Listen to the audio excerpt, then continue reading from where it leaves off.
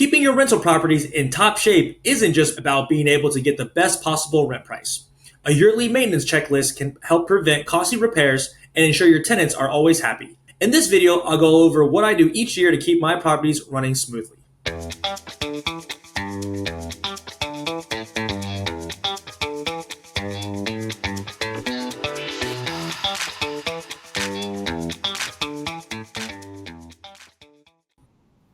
Hey there, my name is Eric Ching, and you can find me on Instagram at CEO Ching.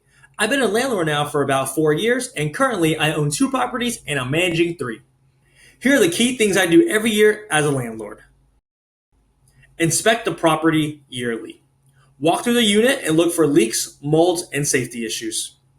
Include yearly walkthroughs in lease if tenants renew. Because at the end of the day, you're not going to be there for, let's say, if the lease term was 12 months. And so once they renew, you need to have time to go out there and figure out, okay, we need to go check this property out. We need to walk through to make sure everything's running smoothly, and any maintenance request that needs to be fixed, we address it then.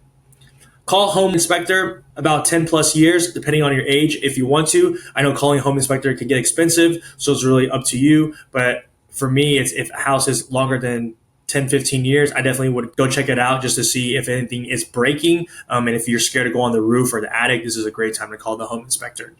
So small fixes now can help prevent expensive repairs later. Schedule preventative maintenance.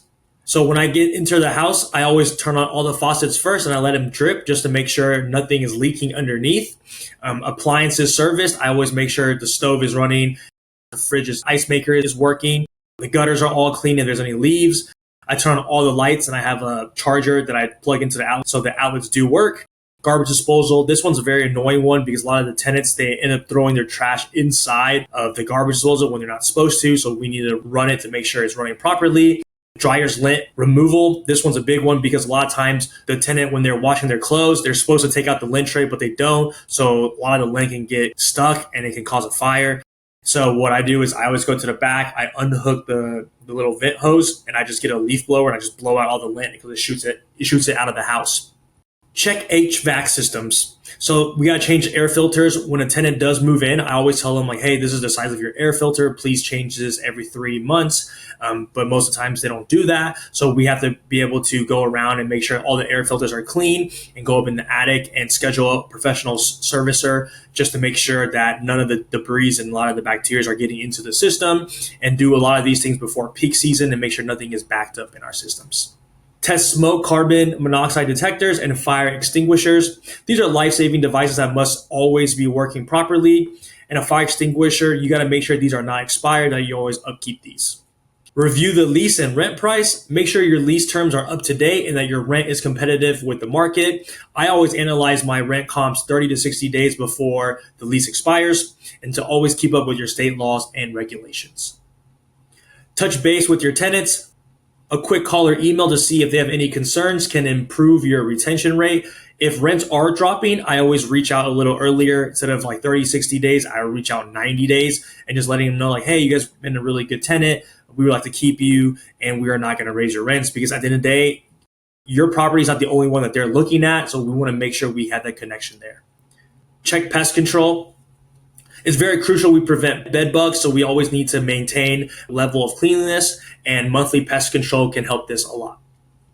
Check your insurance policy. Make sure your landlord insurance covers current risk, especially if market conditions change. I know a lot of times people like to add in a pool or a hot tub, basketball court, fire pit, playground to attract tenants, but in doing so, we always have to make sure we update our insurance policies. A lot of times we as landlords forget, and if someone slips and falls, it could be a huge mess. So just make sure you always update your insurance policy as you add things or take things off.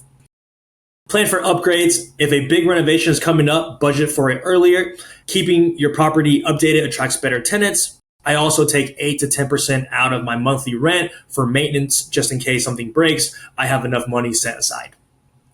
For LLC owners, complete annual tasks to remain in good standings. File an annual report, track income and expenses for tax season, track mileage and expenses for deductions. Make sure you consult with your CPA first. Keeping up with these tasks will protect your investment and keep your tenants happy. For more information on how to be a great landlord, visit Avail's Resource Center. There, you can access helpful articles, downloadable templates, data reports, and more. That's all for now. I'll see you next time.